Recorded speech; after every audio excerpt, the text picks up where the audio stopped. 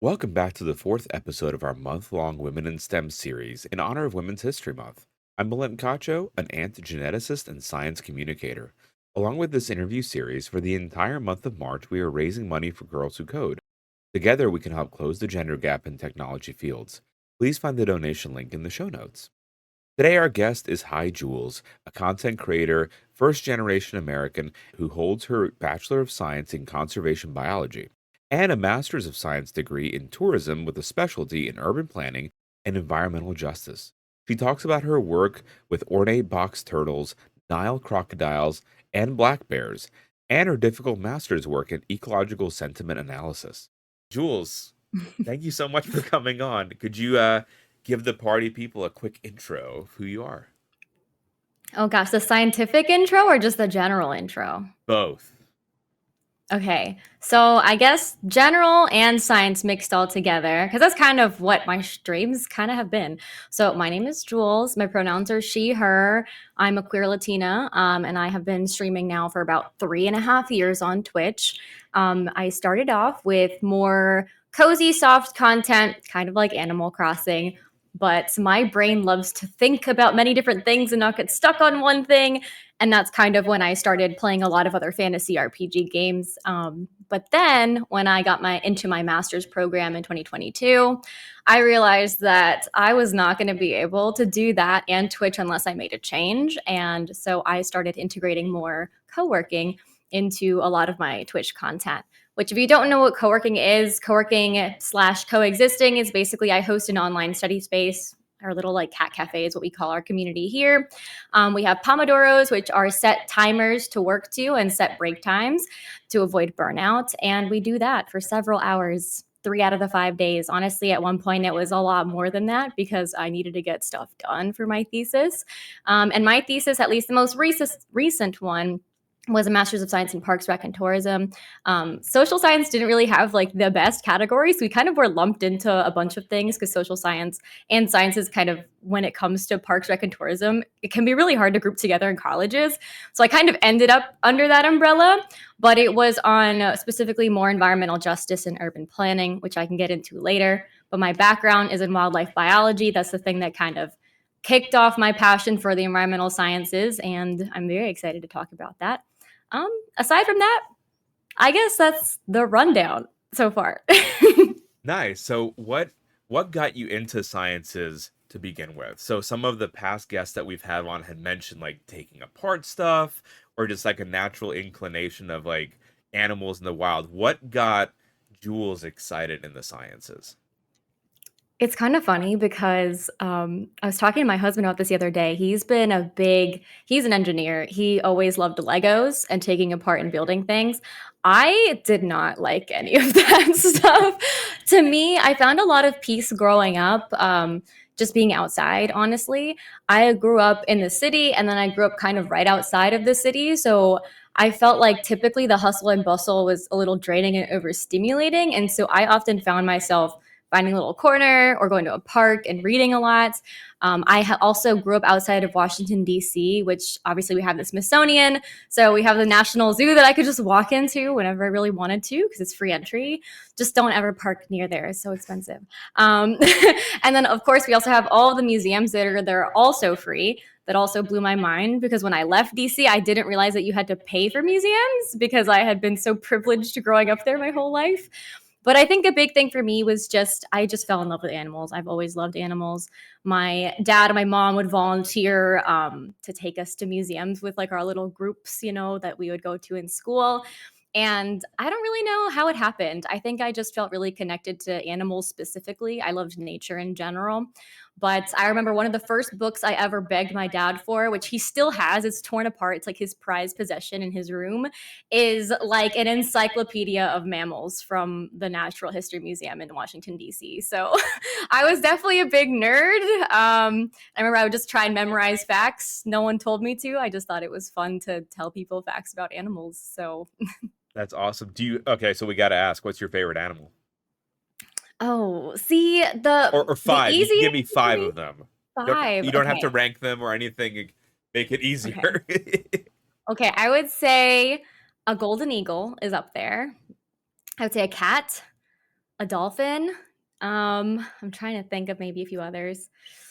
Ooh. See, I'm a big cat person. This is the thing. I'm gonna try not to pick only like felines. Mm, I would say I love sharks, especially my favorite. I love hammerhead sharks. I'm obsessed with hammerhead sharks. I'm terrified. Like I would never want to be in the water with a shark, but I love going to aquariums or just like reading about them or watching documentaries about them. So hammerhead shark, and then let's see. I I would say ornate box turtles, and I can talk about that later. But I did work with them, so I kind of Ooh. I never like loved or like turtles. I thought they were cute, but I kind of grew to love them a lot because I ended up working with them at one point. So All right, we gotta delve into that too, because I one of the things, right, that we commonly hear about is like a certain kind of organism that people work on in the lab, like a fruit fly or yeast or fungus. The yeah. moment someone pulls out something exotic like a turtle, I'm like, oh, I want to hear about this. Like, let us know about what's going on with this turtle. Okay, so Jules is always interested in animals. How did you then decide what to go to college for and what to get that original degree in? And how did you make that decision of like going towards like conservation work? Honestly, I knew it was always what I wanted to do. I think the problem, I don't even know if it's a problem. I think it's more so that it's so unknown in the world of environmental science and wildlife biology is so big that for me, initially, I thought, okay, the way that I can work with wildlife, especially exotic wildlife, would be I would just have to become an exotic veterinarian because I thought that was kind of the only way outside of just manifesting and becoming the next Steve Irwin. So I ended up going to college for veterinary medicine. But then while I was at college, I realized, hey, I don't know if I really want to treat animals. I'd rather kind of research them instead and learn a little bit more. And so, like the first semester I was in college, they had one of those career fair type situations. And I just walked around there thinking about what I wanted to do.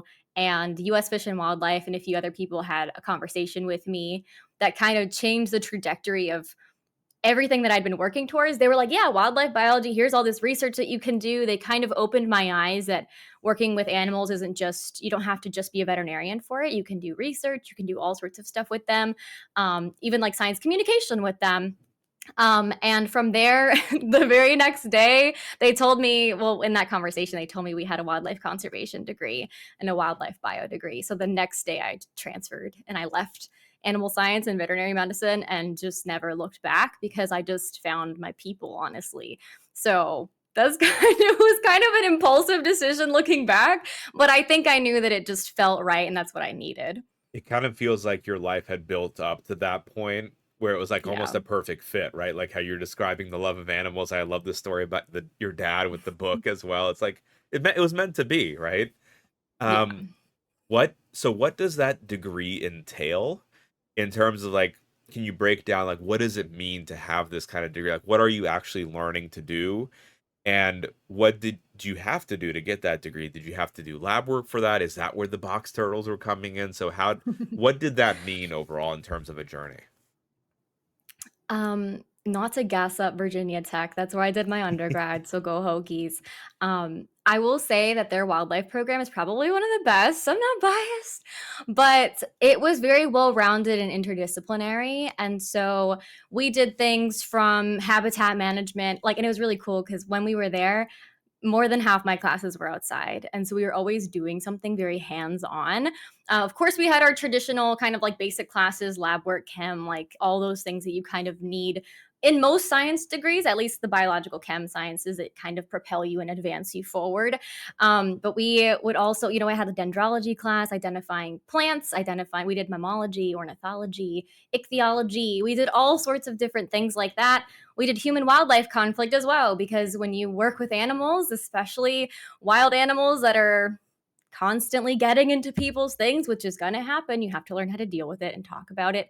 And so it really ranged from everything. We did small mammal traps. We had a really cool course called Wildlife Field Techniques, which is basically, I think it was 10 days out in like the Appalachian Mountains near us. And we did big rotations there. It was really nice. We had campfires and stuff at the end of every day. We'd trap mammals. We would go mist netting for birds. We would do herp hunts at night. We would do like fishing. We would do all sorts of different things to learn about different animals and basically run through all of the basics. We even learned how to like one of my like weirdest skills is knowing how to tranquilize an animal with a blow dart.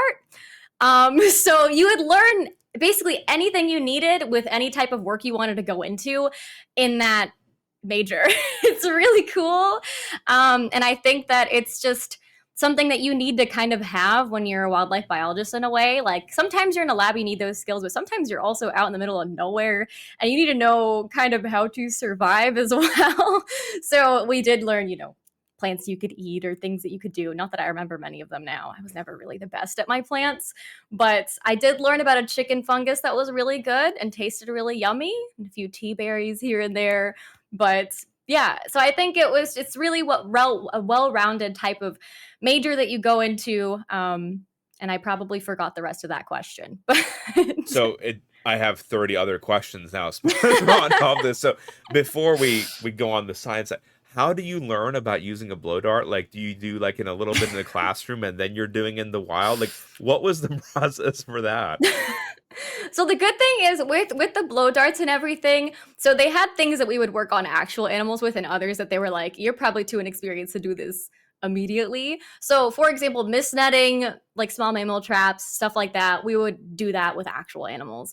We would set like bear traps. We would not catch bears as a class. Like not at all. For the blow darts, and we even used like pistols, like the tranquilizer pistols and stuff, it would always be like moving fake deer targets type situation things, but they're just ensuring that you could hit your shot basically. So those, I think that they did the smart thing because I definitely wouldn't want to hit something in the wrong place, but I'd rather train on something before going to the real thing. Also, when we were learning about that, I personally was like, I don't think I'm ever going to use this. But if someone else does, that's great. I don't think that's like what I wanted to do, but I do think it's a cool story to talk about. That's there are folks in the chat mentioning like I've known Jules for a while and she's never mentioned this. I told them if they wanted to know stuff about my wildlife, things would come out today. So That so I the breadth of things that you learned during this degree is quite incredible. What Mhm. do you felt like it was a challenge? Because it seems like it's a lot of different things. Like not only are you learning survival, right? Like eating the right kind of mushroom in case you're stuck out there, but what are other things that you felt like were critical that you learned on this journey in wildlife conservation? Like particular examples, like, was it bird calls? Was it the trap holding? Like, what were the really big things that really stick out to you? I think there were definitely like fun things like bird calls or a lot of those like learning how to handle animals or learning how to like just how to kind of spot invasive species, etc., like with habitat management. I think those were kind of, at least to me, the fun things. I think the more important things were a lot of like the behind the scenes stuff of wildlife biology. It's probably like biostatistics and some coding, or even honestly, a lot of people in my degree, and I think it's important to talk about, we would have human dimensions of fish and wildlife. And it's funny, we don't like measure people. We're like, it's about the human side of wildlife conservation. And a lot of people in my degree thought that it was useless information, learning about kind of human wildlife conflicts, because a lot of them were like, my goal is to get into US Forest Service, do my research, never see any human beings ever, which is very rare. Most jobs in wildlife conservation and biology, you have to deal with people. And if you work with animals and if you care about animals, you're going to have to deal with people eventually. And I think that that was something really important that I didn't know existed until those courses were kind of added, and they were added in my senior year. So we ended up having to take them. And I think that it was great that we had to take them because it taught me a lot of things. It kind of propelled me towards my master's, honestly. But I think a lot of other people needed to hear it too. And I think it's important to also acknowledge how much change we can do when we incorporate people into the wildlife side of science too. Could you give us a couple of examples of what you found were like really, really important? Because I feel like that is something that seems a little bit alien, right? Of like, I went Mhm. into wildlife conservation, like it makes sense. Ornithology, the fish, the bear traps, even the blow dart, the human side, like you said, you're explaining it makes total sense. But what were some really big key takeaways, do you think? Ooh. I think. The biggest takeaway for me in a general stance is that making large changes and large jumps to save a species, to save an area, save a reserve, it all ends up going back, and somebody's going to have to read and approve or read and you research, etc., to get things moving. The biggest things that we were talking about were, we lived in a pretty rural area in Blacksburg. If you don't know where Blacksburg is, look it up. It's in the middle of nowhere. It's a mountain town in Virginia Tech. Basically, it's the college campus, and then not much around us except like Jefferson National Forest. A lot of people, would have farms. Their animals would get attacked by coyotes or other things, and people have issues with it. But when you're trying to save coyotes or research coyotes or also save farm animals and do all this stuff, you have to kind of be the bridge between that and figure out how to best even like do your research when stuff like that is happening. So for me, a big takeaway overall is that there really can't be much change without dealing with people. Sometimes it's legal and sometimes it's not. Sometimes even if you want to work on an animal, you're going into private property. Like it could even be something as simple as your species that you are responsible now in your PhD. You have to go and ask for permission to go into somebody's backyard because a lake is there or something. And it can be from that all the way to there's a conflict, all the way to, hey, congressperson, I need you to actually take me seriously. And here's why, and understand the need and how to communicate your science to get an actual thing to happen. So I think a lot of people, when they think about wildlife, they think, okay, I'm just going to work with my animal. And if I work on my animal, I will save this animal versus, hey, to do that at a grander scale, think about the bigger picture as well. It's one of those things that without public buy-in, you can't do what you're setting out to do. And so that's why Yeah. one of these things is critical to be able to learn.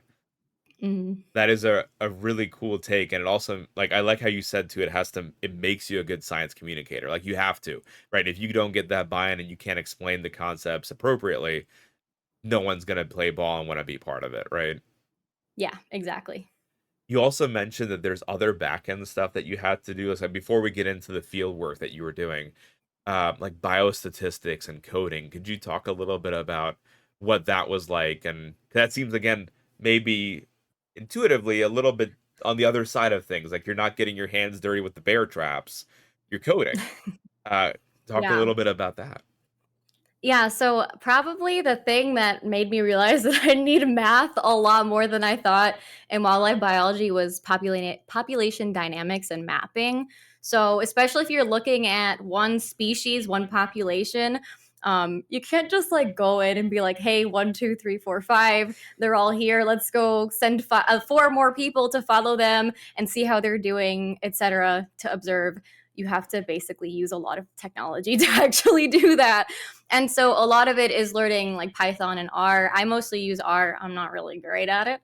I still want to learn Python. That's the one that I never got into. My choice was R. I also did ArcGIS, a lot of mapping for landscapes, boundaries, trying to see like where in a reserve you are, etc., for animal tracking. So I think a lot of it has to do with not even just movement of animals or counts of animals, whether something's threatened or endangered, but even when you're in a lab, things start to get really mathematical really fast, especially when you start looking at things like physiology, all the inside workings of an animal. You're not a vet, but you probably do want to understand how those animals are being impacted by things around them, what they're eating, etc. You can have your specialty, but at the end of the day, you're probably going to have to do some sort of map or some sort of math in general with it. So there is a lot of other things that kind of go into being a wildlife biologist too. I like saying we're kind of like a jack of all trades field because I feel like a lot of people don't realize like all of the weird stuff we have to get into, but also all of the technical and normal things we have to do as well. I think it's good and bad because Steve Irwin's like one of my idols. I think it's great seeing documentaries like that. That's the stuff that like got me into wildlife as well. But you didn't really see him coding and like scratching his head in a lab. But that is stuff that we have to do too. And you can avoid it sometimes depending on your job, but not a lot. So Yeah, I mean, that's how when you were describing even the courses that you were taking, I'm like, oh my gosh, she's doing everything. Because not only, because right, usually, like, at least for me, it was like, all right, lab work, you're in the lab. And then you're not doing the fieldwork side of things, and you're also doing the fieldwork side of things, and then you're also doing the wet the wet bench and dry bench. So with the Yeah. mathematic and the bioinformatics behind it, like yeah, that training seems really, really intense. Can you comment on like what to you did you feel like was the most rewarding part in that learning experience? Because again, that is so diverse, but what was the most fun for you? Um, I think the most fun for me, and I always recommend, because like my thing with wildlife biology is I'm a first gen college student as well. I'm also a first gen American. So when I was, especially, I mean, if any like POC child parents are in the chat, you know that they were like doctor or lawyer. And when I said wildlife biology, they were like, "What are you doing?" And of course, like I already there's like a more linear path I feel like to being a doctor than there is to being a wildlife biologist in many cases. Um, but I would say probably the coolest things for me, and the things that I want to ungatekeep from like wildlife biology and wildlife conservation is doing external internships, doing things like that really like help you understand whether or not this is something that you want to do. That was probably the most fun for me. Texas A&M's job board for wildlife biology is like the creme de la creme of like finding a whole bunch of stuff. That's probably like my go-to. That's like start there, and then from there you can find a whole bunch of other places. I found a lot of my internships that way, but I would say probably the most rewarding things were just kind of getting my feet wet in different things and realizing what I liked and didn't like about them until I kind of found my groove or found the things that I liked. I started off with US Fish and Wildlife, an internship with them. So I worked with them for a summer. That's where I did ornate box turtle work.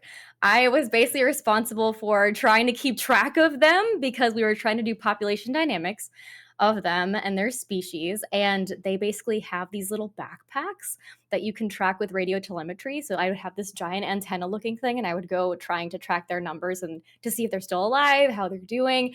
And they would often get caught up and they would bury themselves too far under the ground. And I would have to dig giant holes to get them out so they wouldn't kill themselves. Whoa, So whoa, whoa, whoa, that whoa, whoa, was whoa. Like, all right, wait, oh, okay, super cool, super cool. How so? What was, I guess, the original question, right? Like, what was the question that you were trying to like population dynamics, but like, was it in danger? Like, why, why are you looking at why would they bury themselves? Is this a natural so part of the behavior? Like, what? it's natural. It's natural because in Illinois, where I was in Savannah, Illinois. It's like 200 or less population. It was in the middle of nowhere.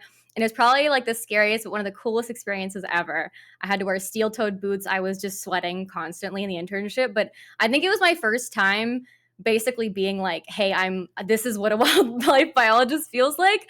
But basically, our question, our overall support to US Fish and Wildlife from that point was, hey, are these animals threatened and how are their populations doing in Illinois? Because we keep losing track of them. They're kind of appearing a little bit less in the state and prairie areas. So can you check up on them and basically do a report on them? And so I basically got this. Oh God, the story's gonna get weirder. So I was, oh my God, where was I? I forgot the actual name, but it was I wouldn't say wildlife reserve is the right name because US Fish and Wildlife has a specific term for them. But basically, it was this area that US Fish and Wildlife manages. It used to be like a war zone, I guess, a very long time ago, like during like World War II and World War One. And they told me, hey, you need to do research on these turtles because a lot of them are here, but also beware of mustard gas that still may be in the area. So they had like set trails for me to follow, and just I guess what the wildlife would encounter. But my whole thing was again keeping track of their numbers. Each one had a number, and then I ended up naming them because you're not supposed to, but you get attached to your animals, so of course I did. And I would basically check up on them all summer, and then the report that I did would be compared to the report the person did the following year, and then that's kind of how they would track it. Is yearly interns would do this, and then we would check the rates of those turtles in that specific area where they're already being mostly unbothered outside of mustard gas, and see how they're doing. And we combine those with other studies across Illinois, and that's kind of how they did their reporting there.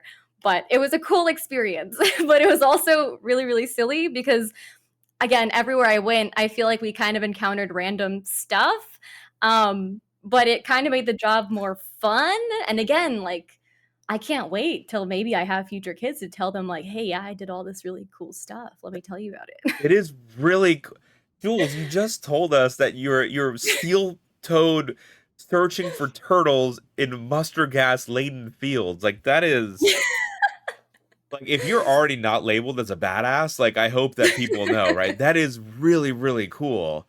Um, Hmm. I'm also just shocked at the fact there's just mustard gas lying out in Illinois, just like where you're just Yeah, told they to were go they out. were trying to get, like, conservation crews out there to try and, because it's a long process when it comes to chemicals and war, those things take such a long time to just get rid of or to, I guess, like, I don't know if diffuse is the right word, but dispose of properly. And so they had done a pretty good job and they've been working on it for a really long time. But also, I think that's where I also learned just implications of war on the environment too, because I was like, oh my God, what do you mean there's mustard gas here? Yeah, that again seems a little out of place. Like there shouldn't just be mustard gas Yeah. lying around. But it's incredible that even the technology that you were able to use, like the turtles are presumably tagged, and then you got to use sensors to find them, and then you had to Yeah. also dig them up. And I understand naming them too. Like, how are you not gonna name them? Did you have a favorite turtle? Number 16. His name was Lenny. I love that you just had the answer right away. I love that so very much. I remember him. I think the reason, well, he at first he wasn't my favorite, and then he became my favorite because the first time I held him, he peed all over me.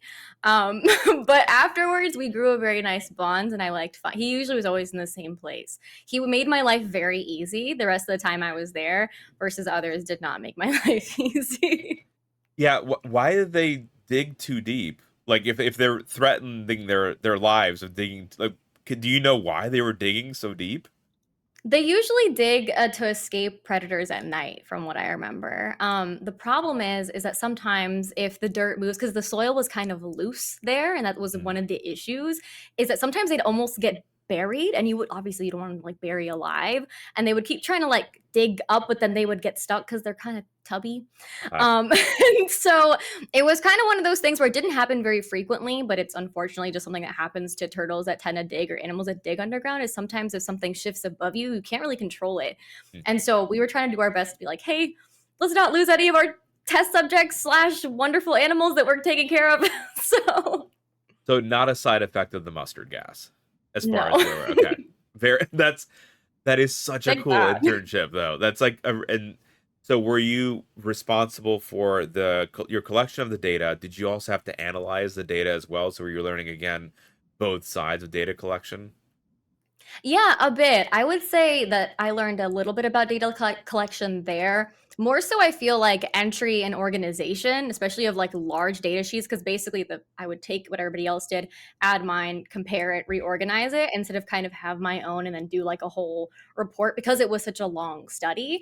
I think I learned more of analysis in my next internship, which was with NOAA, so the National Oceanic and Atmospheric Administration. That one I had focused more on, I was interested in physiology and stress responses and nutrition of animals. And that's the one where I think, well, definitely was probably one of the most challenging internships I've done, but also the most rewarding, where we collected our own data, analyzed everything, did a report, did a presentation in front of like NIST and NOAA, like federal like agency people that were there to listen to us about all sorts of stuff. And that was really, really intense, but it was very worth it. I think that it was cool. It was almost like the scientific process kind of showing itself in full versus kind of stopping a little bit early with the other internship, which is again why I think doing many internships, especially increasing in challenge, is so nice because you kind of get to learn like, did I like this part of it? What's my favorite part? Because sometimes you can tailor what you do to be your favorite part of the scientific method. Can you tell us about that internship? Like what was the question that you were asking? What was the organism that you were working on? Tell us about it. So for that one, it's funny. I actually originally applied for that internship because it was with many different postdocs actually at the College of Charleston, and it was their research experience for undergraduates. And I had applied to work with dolphins there because we were in South Carolina. I was on Charleston. It was like really really cool. Da da da da. I get there, they go, the dolphin study, something happened with it. We can't do it anymore. So we have you on a Nile crocodile and fish study now. And I was like, I'll take it. That's really cool. Whoa. Yeah. So I ended up doing research on Nile crocodile and Mozambique tilapia. And our question basically was there are a lot of these Nile crocodile and fish that are popping up dead along the Olifants River system, which is kind of along the Mozambique like river timeline. It spreads through like South Africa and a whole bunch of different countries down there. A lot of people rely on fish there. However, because they're dying, people were like, is what we're eating safe? Because all of these animals are obviously turning up with something in the water. What it ended up being was pancreatitis, which is a fatty acid lipid disease. That the best way I can phrase it is it's when your like insides blow up kind of like a balloon. They basically get so irritated and so messed up that your balloon fills up with water, and instead of like you swimming and being all mobile, you almost turn into a rock and you float and you have like no mobility issues any or no mobility, I guess, access anymore. And so you end up, unfortunately, usually dying. And so they almost like drown themselves, like a Wow. lot of fish or crocodile. And so the big question we were asking was, hey, can we do a fatty acid profile on each of these animals, both healthy and diseased, and see whether there's a difference or if it would affect people eating them nutritionally, or lead to some sort of like detective solution as to what is happening with these animals. What we ended up doing is a lot of lab work. So that's where it was like taking all the samples, running them all in. We did extractions, we like separated them. So all the organic matter, I forgot what chemicals we were using. Organic matter would like split to the top almost like oil from water. Take all of those. I forgot what machine we used, but it helped us run the fatty acid profiles. Then we ran a ton of data analysis on them to compare. What we ended up finding out is that the healthy and diseased, I guess, profiles of both the crocodile and the fish ended up not being unsafe to eat. They're actually fine. There weren't many differences. But what we did find out from talking to people, which is funny because I did all of this work and they ended up being, I mean, it was still good from talking to people, was that one of the biggest contributors to pancreatitis in that river was coal mining and a lot of pollution. And so that led our research question to be like, here's our work, pass it on to the next guys doing the pollution work, because that's kind of where, because our work ended up being so neutral, that led us to our next culprit, basically. So, or the main culprit, maybe they were trying to avoid confronting. So it was really cool. Definitely more challenging. That report was like a big NOAA report. And so it was forever. That was like the first big report I did. It's funny looking back and thinking that was a big report after finishing my master's. But I remember during that time, I was like, this is so much writing.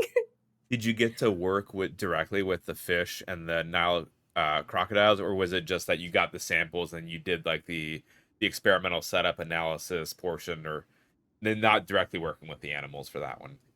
Unfortunately, I could not. They actually collected samples right before I got there, Ah. and I was so sad. But also, were they going to send some random intern to South Africa to go wrestle a crocodile? Probably not. So Well, that intern can blow a dart and take out a bear, this is so true. Yeah, it was cool though. I like to describe crocodile meat. This sounds so gross. And crocodile fat looks like chicken breast, but really small, almost like jelly beans. wow, Like it's not as intimidating as it looks. It's funny. I was working with them and I was like, this is a Nile crocodile piece. I guess that makes sense. But that's really cool.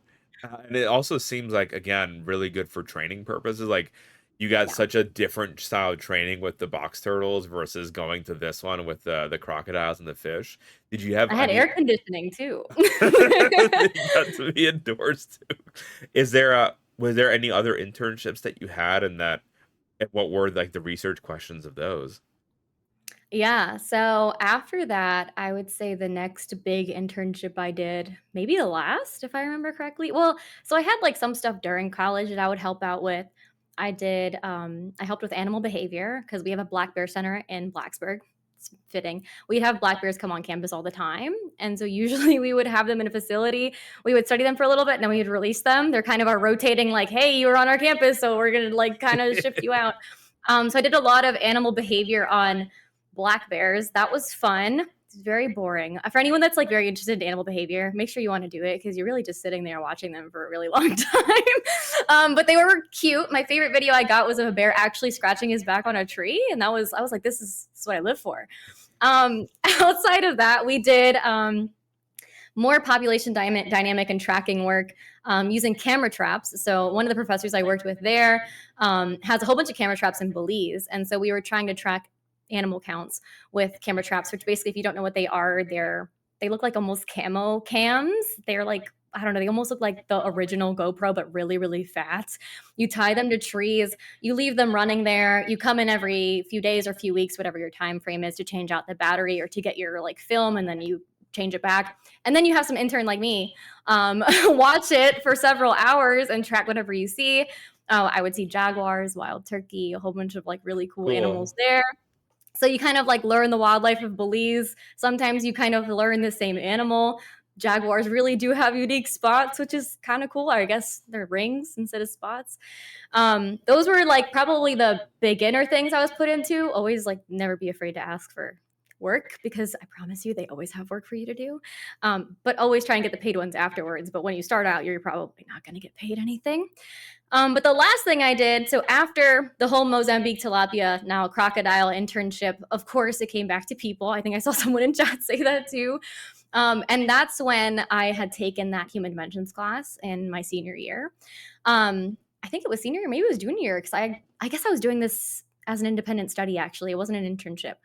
But I ended up working with that professor because I found what she said to be so enlightening. And so I ended up doing a sentiment analysis on a killer whale in the Puget Sound. If anyone, I don't know if anyone here remembers, there is this whale. She's still alive, actually, called Telequa. She actually went viral multiple times because she's the whale whose calf died and carried around for several weeks afterwards. And the big thing we wanted to do as human dimensions social science researchers on the side of wildlife is understand why people felt so connected to her. And so we did a sentiment analysis using wildlife value orientations, which basically means like, how do you view an animal and how do you anthropomorphize them sometimes? There's mutualism, which like you feel one with animals, probably me. There's domination, where you tend to see them more as like meat or as like resources, which is again like, I guess hunting is the best example for that. There's pluralists, which see it both ways, and then there are distanced people that don't really see it either way because they're not really connected to wildlife at all to care or have an opinion. All of them are valid.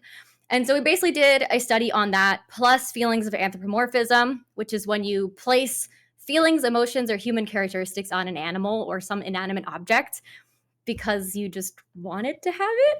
And what we did in that whole research study was basically go through tons of social media posts and comments on her viral, I don't know, moment, because it was everywhere. And from that, we also compared it to other wildlife moments. And basically, it's just kind of what we all kind of already knew, maybe, is that some animals get anthropomorphized and loved a lot more than others.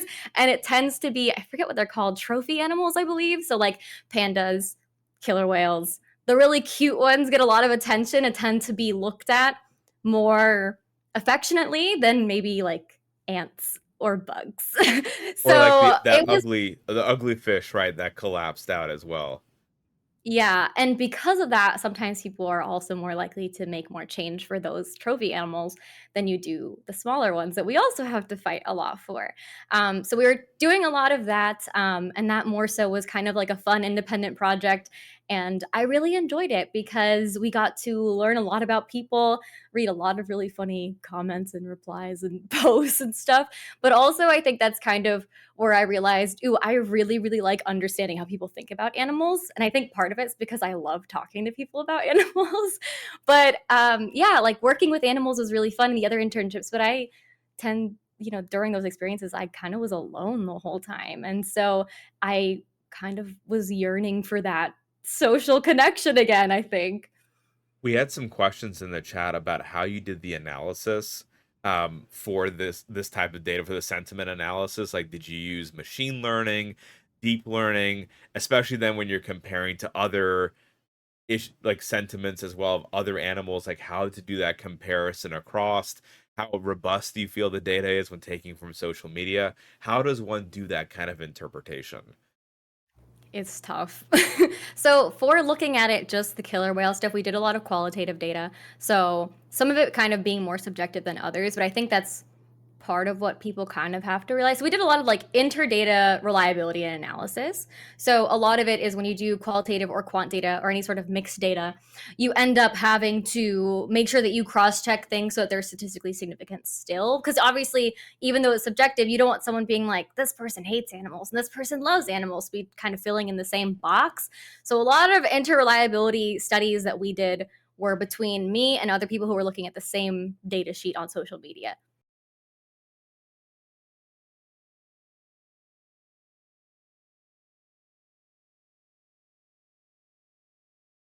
Taking any sort of data from social media can be really tricky and really, really messy because is it public, is it not, et cetera, et cetera. There's a lot of questions about it, um, which is why it can be really messy and really hard to do it, but also why it was an independent study, I think. So What what was the most difficult part, do you think, of that study? Was it being able to piece together what the meaning was from the social media post, or what were the things? Because that seems again like it would be really, really challenging from the perspective you're trying to do these comparisons. And I like, how do you even take in tone, right? Like, I know there might be commonalities within the language, but like processing that, what's your end value? Like, what's the enough number where you feel that this is a good enough number? And I guess, what were your takeaways? What were your conclusions? well, I guess like the thing I want to talk about most is I think the toughest part of transitioning from doing like a field study versus a lab study versus like a qualitative, more human dimension study is I've always been like a traditionally quantitative person. And it wasn't until that project that my advisor, like our professor, was basically like, you need to drop all of the numbers and focus on like the mixed points of view and the qualitative side of stuff. And it's going to take you a while to realize that qualitative research is like just as valid in its own way when you're looking at how people feel, especially about animals, because it's really hard to quantify them. And so I think the hardest part for me was kind of realizing and getting used to qualitative science because for a really long time, I didn't really think that those two worlds blended together. Like there was always like human wildlife conflict and conversations, but I figured, hey, if I talk about my numbers and give this to somebody that they will care versus what we were doing there was you were basically only talking to people or really only looking at things people said or felt and everything was written or spoken versus like traditional data. And so I think for me, that was probably the most challenging part. And now I'm like very comfy in qualitative science because that's actually more of what my master's was in. But I would say overall, our conclusions were very much, again, mixed. We had a lot of like actual stats, which, oh my God, it was so long ago. I feel old that I don't remember like the numbers for it. A lot of like everything pretty much was statistically significant from what I remember when it came to the difference between ambassador or trophy animals versus like everybody else because it's just so prominently like if you give someone some sort of beautiful animal they tend to love it because they just feel I don't know what it is they just feel more connected to them versus if you give somebody like this rare random bird sometimes it's harder and then when you give somebody a bug or something it's usually like the hardest thing to get people in or even like a fungus or something that you should care about and so we saw that in each category. The middle was definitely more funky, but when you have iconic species versus especially the ones that you traditionally think are unlovable, even though they're not, and then everything kind of in the middle, that all checked out. A lot of the qualitative stuff just said the same thing, but without the numbers. It was, I love killer whales. Killer whales are my family. I have decorations. I buy merchandise. It was like above and beyond.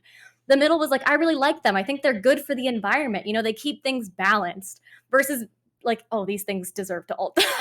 Like it was very much like, oh, like I do not like that at all. I don't want to look at it. It's fine if they just never do anything. And I never want to get involved. So it was very much like a range, but it matched the numbers because you would see it. You know, it's just kind of verbalizing it versus not seeing the number in it. But That's really cool that the data played out that way, then that it was enough clear-cut differences where you could have these nice clusters and have those predictions.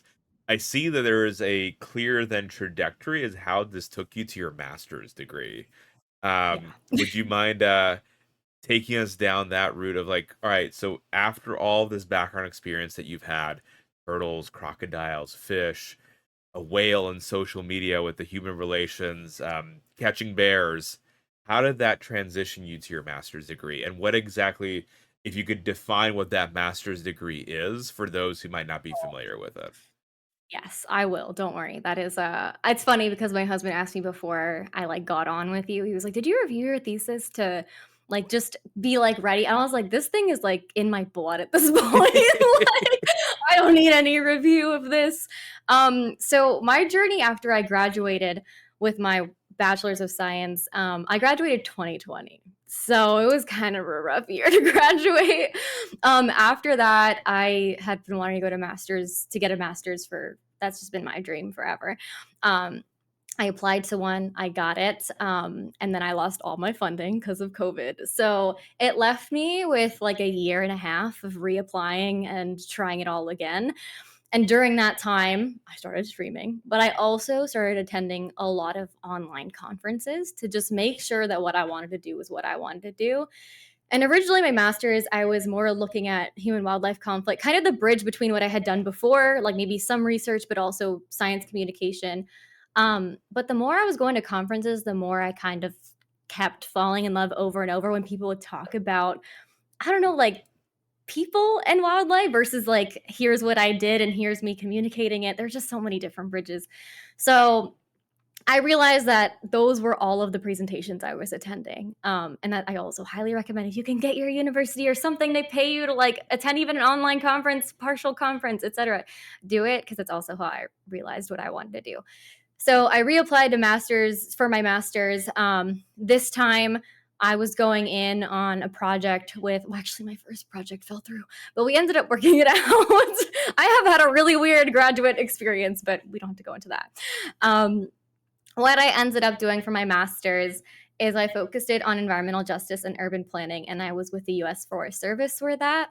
So, what my research on it was a national and a community level case study. So, it was this big narrative of how the US is growing trees or trying to create green spaces to combat or at least mitigate climate change or to create green spaces in cities, et cetera, especially in cities because cities tend to be blocky, have a lot of like urban heat islands, et cetera. It's really, really bad there. So, what we ended up doing is we did a national survey of a ton of actual agencies, nonprofits, et cetera, any sort of environmental adjacent thing. We tried reaching out. We're like, hey, please answer our survey about what you think trees do for you.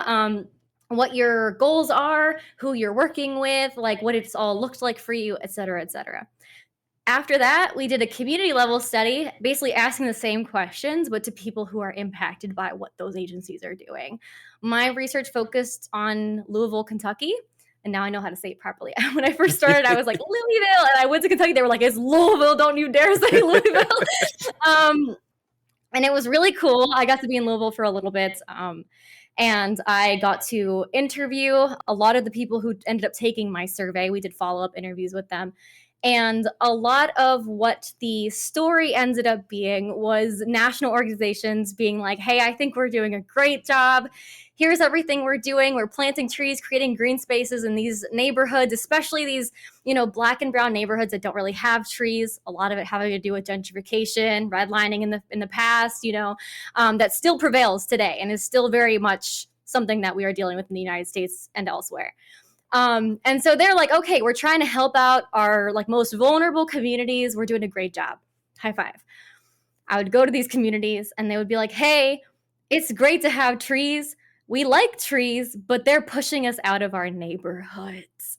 And the reason is because when you add green space to neighborhoods that haven't had them, it tends to gentrify, increase property taxes, et cetera, of those people.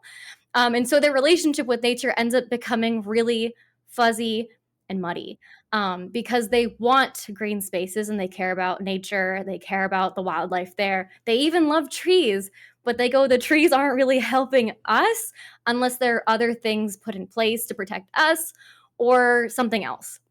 So my entire master's thesis was basically on pulling these stories together with Likert scale quant analysis and a ton of interviews of both national and community level folks and creating this basically story for US Fish and Wildlife of being like, here are your numbers, here are what people are saying, but also here are things to consider, because my job basically was, hey, here are the good things and here are the bad things. Here are your improvement areas. How can we actually do urban greening and environmental justice in a city that wants it, but equitably? So I think that that kind of was the best way for me to merge both of my passions, because although it's not animals, I fell in love with trees more. And also, I kind of learned about how people perceive wildlife and nature more in a way that I never even thought of. Because I think when I talk about it on stream, because I've talked about my research so much, because I was working on it for years and crying over it on stream, that other people didn't realize it either. That these things kind of happen. And it happens with wildlife, and it happens with trees, and it happens with a bunch of other stuff too. So my master's was really cool for that. But also, I think opened my eyes in a way that I can't shut them anymore.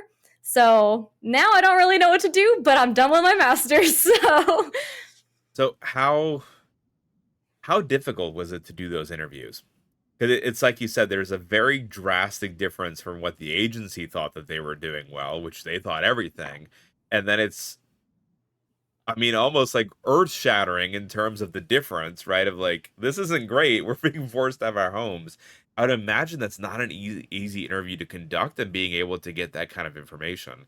How does yeah. how did you cope with that? And then how did you standardize that kind of information as well? Because that seems like it's very different from like the crocodiles, where it's like you get a number out, right? But it's Yep. almost like a little bit more in line with the social media posts and the analysis you did there, but it's firsthand, Mm. and you have the body language to go with it. So it seems like it could be, I don't know, extremely complicated. Yeah. I would say, and this is something that, so I had my committee was made up of both qualitative researchers and quantitative researchers, and it was because my research was so mixed methods. I also had a lot of really cool champions of DEIJA plus on my committee as well. People who have done ethnographies on like trans folks, et cetera, like people that are amazing that do really cool research, so that I could really understand the impact I have as a researcher when I'm talking to people, but also on what I am writing.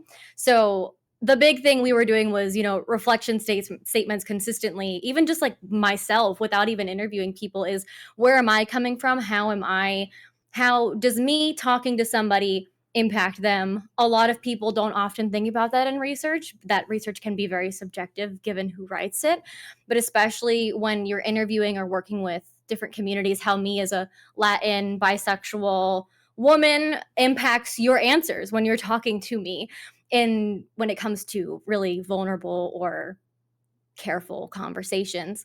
So I would say for me, honestly, I had a easier time talking to the community members than I did the national folks. And I think for me is because, again, like now that we're talking about women in STEM and everything, I think that I connect more on a community level with people than sometimes I do at national levels with people that are higher up, because I'm not taken as seriously. Um, but I also think that as somebody who is systematically marginalized, I didn't really have to press or pry at all for people to tell me what they thought. I think that me coming in with my like funny little outfits and just kind of being straight up with them, I never really pressed. There's a whole bunch of things you do in an interview, where we have IRB, a bunch of things to confirm ethically, morally. I was never like, tell me or anything. It was very open ended. But I do think that in a large part of the way, a lot of the people that I talked to felt comfortable talking to me about what they did end up sharing, because maybe they saw a little bit of that struggle at me too. And sometimes maybe they didn't. That's totally fine. I always tell my community, you're not always going to be everyone's cup of tea. Some people don't want to talk to you. You just have to get over it. And it's totally fine. But I think for me, coping with the things that I heard, if anything, was definitely a little saddening. Yeah. And a lot of the work that I do in environmental justice, and I mean, even like wildlife conservation, has always been a little sad. But I think, if anything, it was more invigorating and it just kind of fueled my determination more to get things done. I think that's just kind of how I cope with it, and, or I don't know, want to press forward after things like that is, okay, you shared with me this thing, and now I'm gonna like really make something happen out of it, because I don't want your words to not go anywhere. I want this to really make an impact. So, how it looks like in my thesis, and how we wrote it, I don't know. I think it's very structured very, very differently. In any university you go to, my thesis was basically like a four-parter. There was like a beginning summary, like overall, what is this thesis about? Document. The second one was an article that's actually hopefully going to be published. I'm sending that one. My advisor is really cool. He basically had me write my second chapter as what we would send to the journals that we would want to submit it to in the exact format. That one was the national study. The third one was my community study, and my last one was everything put together for U.S. Forest Service, and that was more of a practitioner's guide. It was still super long, but it was less like, here's every single tiny thing that we did, unless you just want to read it in the article. More so like, we know you're practitioners, we know you want answers. Here is it kind of a little bit more straight to the point. How we ended up kind of splitting it up in those individual articles was that for the national study, it was definitely more quantitative because their interviews weren't as at length or long as the community ones. They kind of put everything in their survey and they were like, we either don't want to talk to you or we're just going to re-emphasize everything we said. And I was like, cool, makes my life easy. So Likert scale, just basically taking those numbers, taking means, just pretty simple stuff when it comes to survey work. Well, it's not simple, but it's simple to me now. And then the next article, because the survey ended up kind of not matching everything I ended up hearing in the interviews, ended up being more of a whole, I wouldn't say narrative. There's probably a better word for it. It ended up basically being a retelling of my interviews with the survey results that were quantitative being supplementary, because the survey results were like, hey, you could tell they wanted to expand on them. It definitely wasn't the truest thing, but what really was the gold in those conversations was the interview. And so in that article was basically us focusing on, hey, here are the things that came from this interview that you should be aware of. A lot of it was the gentrification, a lot of it was, the history of Louisville, etc., that they all spilled and told me that I think that if you're going to work in another city, that somebody in that city as well, even though it's not in Louisville, might also tell you in another part of the United States. And it's going to vary by city, but you should be aware of like how people feel when it comes to sense of place, when it comes to how they're impacted, etc. And so that one definitely dives more into the actual DEIJA plus side of things. So I wrote that one with the help of my ethnographer committee member. He was the one that has been doing interviews his whole life, observing people his whole life, etc. That one was basically everything that we had worked on together thrown into there without leaving really anything out. Because again, I was like, I don't know if it's going to get me in trouble, but I'm going to tell people what these folks said because it's important. And then the last one was everything mixed together in just a much more concise way than what I'm probably mentioning now. But So, yeah. did you find that it influenced the surveys? Because you found that disconnect, right, between the interviews and the surveys, but presumably says we got to change the surveys maybe around a little bit to reflect what actually is going on. Is that was that something that happened, or like what was an actionable item that you could have gotten from this work, or is it just like so bogged down that it's really difficult to get an actionable item beyond just like passing on this information? I guess, what do you mean actionable item? Like, how can we fix what you found? Basically, like you found that there is this like negative Oh, space, like that's association now with nature, and it's like also forcing people out. Like, is all you can really do is guidance, or can you actually be like, look, y'all, we need to do this. Here's the data.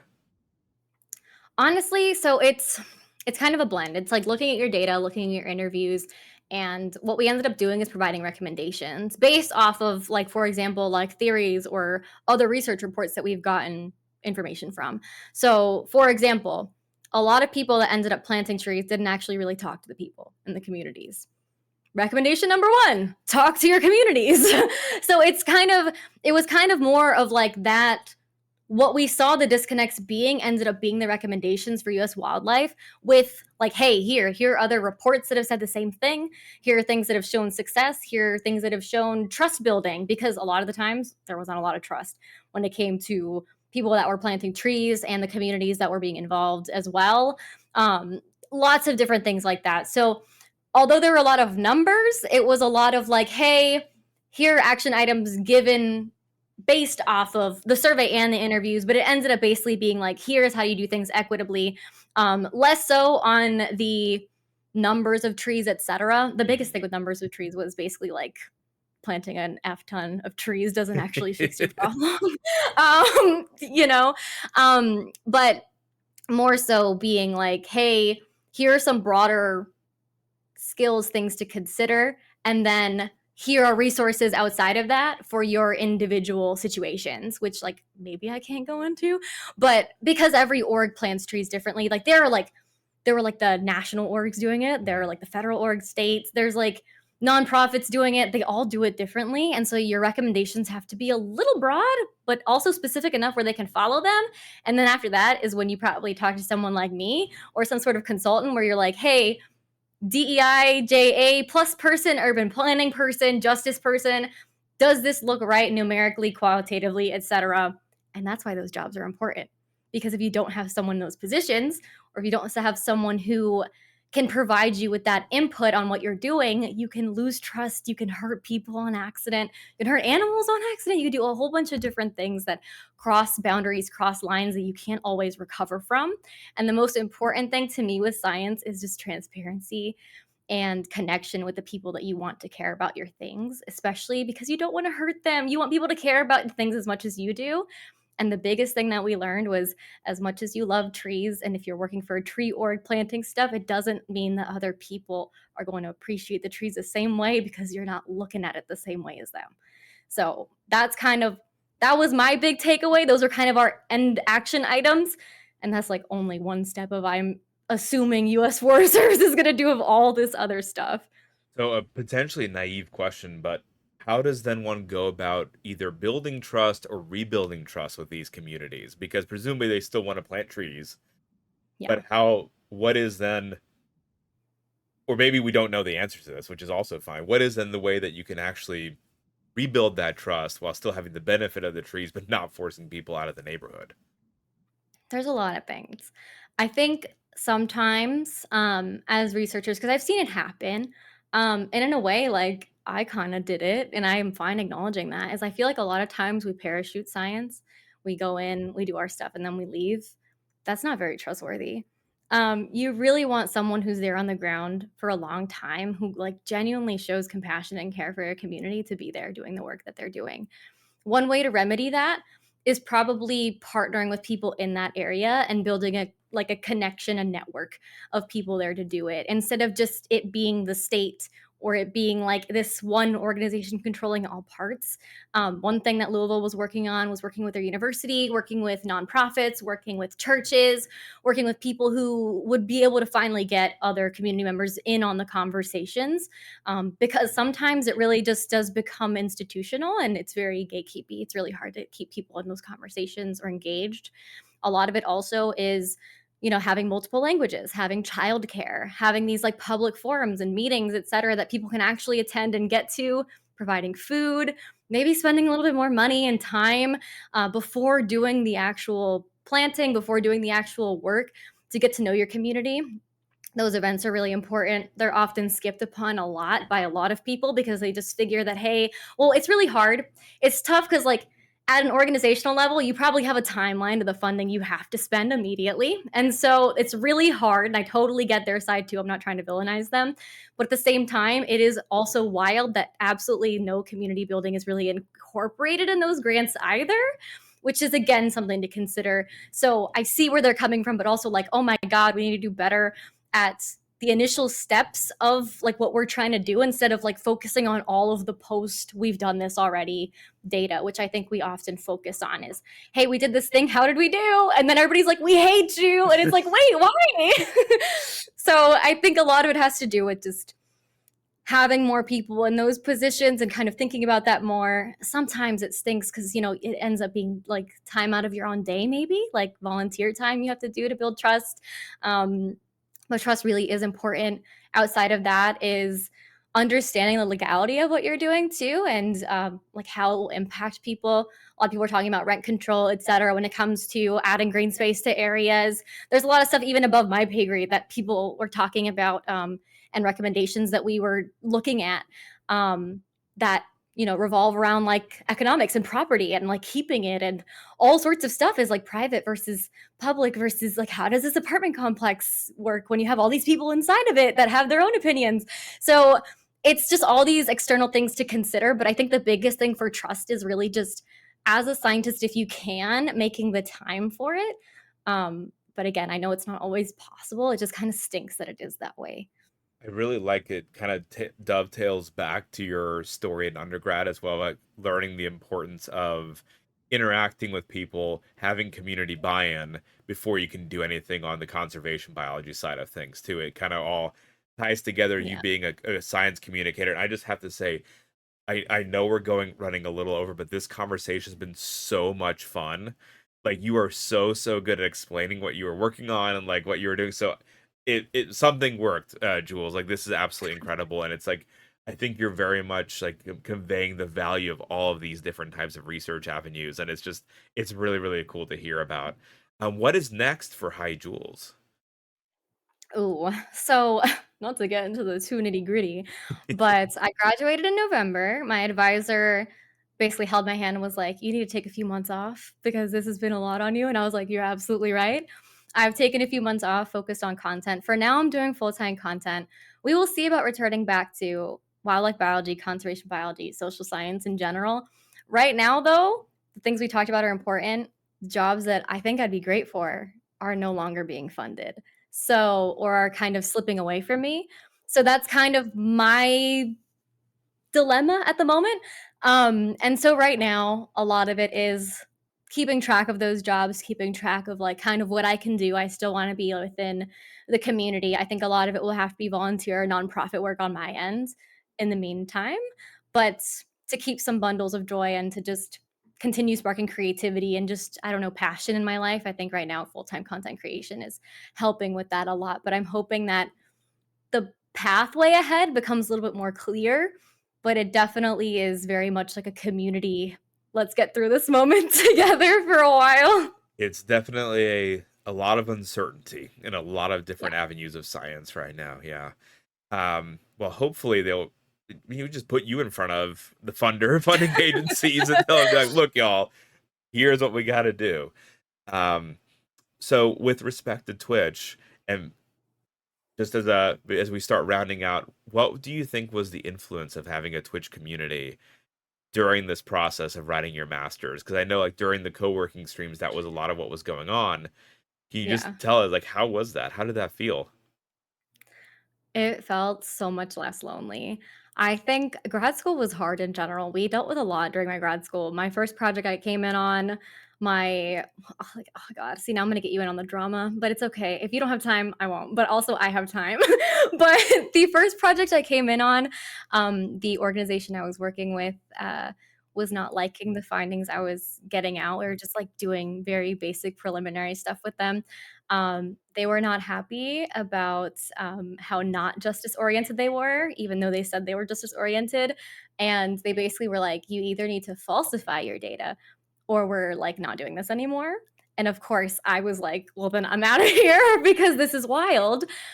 Because a lot of it had to do with how they were getting their grant funding, unfortunately. And so if the So data isn't matching what they want to get the grant funding, then you're not going to get the grant. So, yep. mhm. Yeah. So, Yikes. of course, I pivoted. I did I switched on to my project that I talked to you about now, which I'm so glad because honestly, way better than the first one, and I think I connected way better at that one as well. I lost my father-in-law during my grad program as well. We had so many things come up during my grad program that it was like a giant roller coaster of like emotions. And so I think for me, my Twitch community really just helped me realize like, okay, all this stuff is happening, but you are still strong and you can do this. And honestly, having them, whether they were working on their own PhDs or masters or finishing college or doing their like work from their offices, working from home, cleaning, crafting, etc. I think it was just nice to have other people working on things with me because it made my tasks feel a little less heavy. And we definitely had moments where we were motivating each other. We had moments where we would cry about grad school. We'd have moments where we'd be like, this stinks. I want to go back to bed. And we were very human about the whole thing. And I think sometimes grad school doesn't really feel like you're a human being anymore. You turn to like an alien. And I think that they kind of helped me stay grounded and feel like I was a person and remind me that I was allowed to be a person. And I think that that helped me balance my work and life a lot more too, and to just spread it out a little bit, and just be real with like what I was feeling and what I was doing. So I think that they definitely pushed me over the finish line because it was a rough last couple months. I mean, and especially like you said, it was during COVID era as well, so Yeah, presumably the amount that you'll be able to connect with people in grad school, like, yeah, is much lower. Like, I started my postdoc, and then 6 months later, COVID hit, and it was a very similar thing, like, how are you gonna connect with your lab or your cohort? yeah, And it's really cool that you had a community that was able to be behind you, and you could navigate these kinds of instances. Because it's wild to me sounding like, "Oh, we want you to falsify the data because, that's what we," and it's like, how you navigate that kind of moral compass and dilemma without at least a sounding board. Right? yeah. I mean, you know I what think it feels was wrong, but you start questioning, like, "Am I the one who's off here? Like, what's going yeah, on?" like, are they gaslighting me? No, I think it was really good because, I mean, my community knows so much more of the drama in depth. There were so many little things that happened. I had a survey that I had sent out to the national folks, and it was supposed to be like a set group of national folks. It wasn't supposed to ever hit a community level. One of them was like, "I shared it on Facebook just so that you'd get more responses." I was like, "What did you do?" I was like, "Oh my god, why did you do that?" And then we had like thousands and thousands of responses from Facebook, random people. And I was like, "You are not supposed to be in this study." And then I had to go message all of them. And just, it was so funny though. Like, I was able to vent about that to my community and also just laugh about it because at first I wasn't laughing about it, but I think they kind of let me realize that I could laugh about some of the dumb stuff happening and move on. I could see that be very terrifying that you have thousands of people Yeah. off Facebook who are not supposed to be part of the study giving their input, like, Well, what do we do now? How do we remove them?" that was so messy. That's when I learned, and I don't remember the number anymore because I think I blocked it out of my memory from trauma. That's when I learned that you can send a like a number of emails a day to Gmail where they will stop you. I could not email anybody else today because I was emailing all these people back, basically being like, "I'm so sorry, you're not going to count the survey. Here's why." Da, da, da, da, da. And then Gmail was like, "You can't send anymore." And I was like, "What do you mean you can't send anymore?" And I looked it up, and they were like, "You've hit your limit for the day." I was like, "There's a limit." It's like, "You are Oh, clearly a bot. You need to stop." yeah. So, what do you think was the most rewarding thing in doing your master's degree? Mm. My favorite part was talking to the community members in Louisville. I think working with communities that I love and care about, whether or not I'm a part of them, is always gonna be my favorite part of everything. Like, I care about things very, very deeply, and those conversations I still think about every day. Like, those people were so lovely to talk to, and even if they had, like, nothing nice to say about what my research was about, I think about it and I maybe don't remember everything, but I, like, will never forget it. And I just think it was so valuable for me to learn because some of it was hard, but I think that sometimes the hard, uncomfortable stuff really ends up hitting you in the best of places and, like, right places to make you better. But also some of the other things that I resonated with deeply just made me feel more validated too. And so, yeah, I think it was just that connection of it. And also just hearing people, some people were very much like, "I love trees, but they don't love me." And sometimes that really hits you hard because you may love something a lot. And sometimes it feels like it doesn't really like show itself the right way, or sometimes it feels like things can't work. But there's kind of ways to get yourself to there. And so I don't know. I think that's probably my favorite part of it was talking to the community members. I love talking to the national folks as well, but I kind of liked the realness of people. I liked uncovering kind of the dirt. I felt kind of like a detective, but also I just felt like I could make a lot of change when I talked to them, and I felt like they really wanted it too. So I think it was just very empowering for me and for them both together. That is really, really cool. As we're rounding out, I'd like to ask you the same question that we've asked all of our other guests so far, and we're gonna Mhm. continue it on as we're, celebrating Women's History Month and celebrating incredible women in STEM. What does it mean to you to be a woman in STEM? Ooh, that's a hard question. Um, I think being a woman in STEM, ooh, I think it's just very empowering. And I feel like sometimes I forget I'm a woman in STEM, and I wonder if I assume other women feel this way, maybe not though. Maybe like other people in general do. I have a lot of time dealing with like imposter syndrome. And sometimes I'm treated like I'm not a scientist at all. And so I think that being a woman in STEM really means kind of rising above those feelings and really owning the things that you have done. And a lot of things I tell my community is every now and then I'll look back at like my CV or I'll make a list of even the things I've done that week. And then I look back and I'm like, you're a bad bitch. Because sometimes I really do forget that I can do really anything I set my mind to. And I think that for me, specifically being a woman in STEM, I love talking about it. And that the reason I've done co working and the reason I always talk about my research is because I hope that me talking about it resonates to others who want to be in my field. I hope that it opens their eyes to the things that I've learned and that I love, but also like maybe out there is like a small girl, Latino girl who doesn't often see a woman in STEM look like her and know that she can do it or not and believes that she can. So I think that that's probably what it means to me is just trying to be the best role model I can both for my culture and who I am as a person, but also for the science that I believe in. Thank you for being an ambassador to science. That is that is an incredible answer, and thank you so very much for everything you do and recognizing too that you are a role model for a lot of people out there, right? And that is a big, big heckin' deal. Like all that you've gone through honestly should be a book and just like and maybe, probably just have it as reading material for kids in school. And I would love to have your story be told to even more people because it is awe-inspiring, right? From the first gen American, first gen college student doing so much in your undergrad, so much in your master's, from that love of the original biology with your dad to who you are now. Thank you so much for sharing your incredible inspirational story with us. Um, it absolutely incredible. Thank you so very much, Jules. Oh, well, thank you for having me. I know I like mentioned it when I was in my stream earlier, but I really do love what you're doing here. And like I said, I often forget or I'm not always treated like I'm a smarter scientific person.